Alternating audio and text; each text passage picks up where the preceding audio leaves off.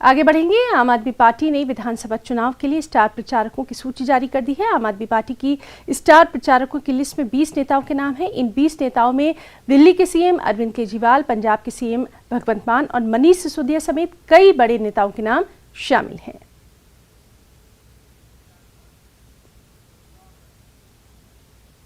BJP नेता संदीपनी भारद्वाज के आपत्तिजनक बोल वाला एक वीडियो वायरल हो रहा है।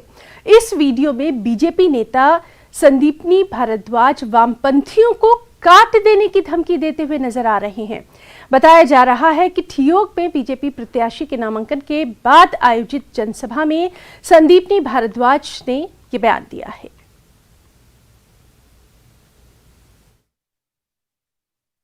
एक छोटी सी घटना सुनाना चाहता हूं। भट्टाकुफर में चुनाव की ड्यूटी लग गई। बोला कि वो सब कम्युनिस्ट है, काटने पीटने वाले आदमी है। अशोक कंवर जी और गुड्डू भाई आए, बोला भाई जी डांगरा लेके आया, बताओ किसकी गर्दन काटनी है। ऐसे ऐसे कार्यकर्ता है हमारे पास, हमको क्या कमी है बताओ। काट डालेंगे तो जो कैसी गड़बड़ करेंगे देख लेंगे, लेकिन हम निश्चित रूप से यहाँ पे कमल खिलाएंगे। जो हमसे टकराव की कोशिश करेगा, जिस तरह से कम्युनिस्ट बोलते हैं कि हम तो लड़ते हैं, मरते हैं, काटते हैं, जो जैसा व्यक्ति होगा उससे वैसे पेश आएंगे। जो हमारे को प्यार करेगा उसको अपनी गर्दन काट के भी देंगे, कोई दिक्कत नहीं है। लेकिन जो टेढ़ा होगा, जो अपने आप को बोलता है कि हम तो जी इतने मर्डर वाले आदमी हैं, जेल से छूट के आए, कोई बात नहीं, उनके लिए भी जुवाड़ी है हमारे पास, डालेंगे जुवाड़ी के बीच में। तो एक बार फिर से सभी लोगों का बहुत बहुत धन्यवाद। बीजेपी ने शिमला ग्रामीण से कांग्रेस विधायक विक्रमादित्य सिंह के खिलाफ चुनाव आयोग में लिखित रूप में एक शिकायत दी है।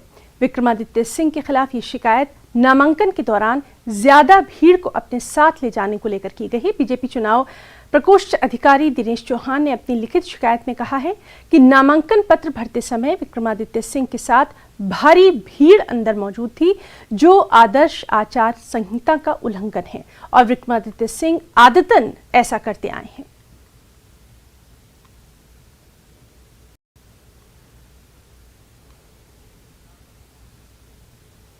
कांग्रेस नेता विक्रमादित्य सिंह ने कहा है कि हिमाचल का चुनाव पीएम की लोकप्रियता पर नहीं लड़ा जाएगा।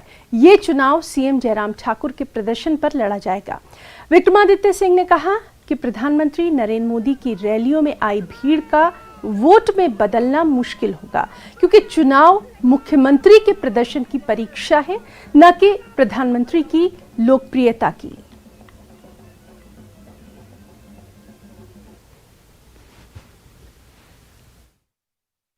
चुनाव मोदी जी ने लड़ना है कि जयराम जी ने लड़ना है, पहले तो वो तय कर लें।